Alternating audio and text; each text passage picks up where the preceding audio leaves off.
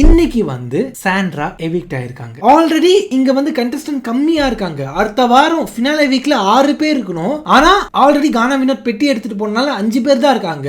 அந்த 5 பேர்ல ஒரு எவிக்ஷனை வச்சு சாண்ட்ராவை எவிக்ட் பண்ணி 4 பேரோட வந்து ஃபினாலே வீக்குள்ள போறாங்க. பிக் பாஸ் ஹிஸ்டரியில இந்த மாதிரி நடந்ததே இல்ல. என்னோட ஆசை அதுதான், மக்களோட ஆசை அதுதான், சாண்ட்ரா வந்து எவிக்ட் ஆகணும் தான். ஆனா ஆளே இல்லையே, ஆளே இல்லாத டீ கடைக்கு யாருக்குடா டீ ஆட்டுற மாதிரி கண்டெஸ்டன்டே இல்லையே. கண்டெஸ்டன்டே இல்லாத ஷோல யாருக்கு வந்து ஷோ பார்க்க முடியும்? யாரை வச்சு என்ன கேம் பிளே பண்ண முடியும்?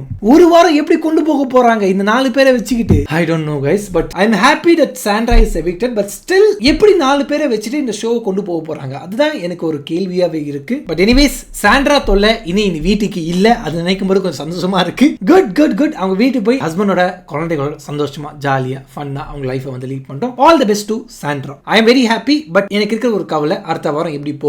4 பேரை வச்சுக்கிட்டு எப்படி வந்து ஃபினாலே வீக் வந்து கொண்டு போவாங்க? எப்படி கிராண்ட் ஃபினாலே வந்து நடக்கும் 4 பேரை வச்சுக்கிட்டு?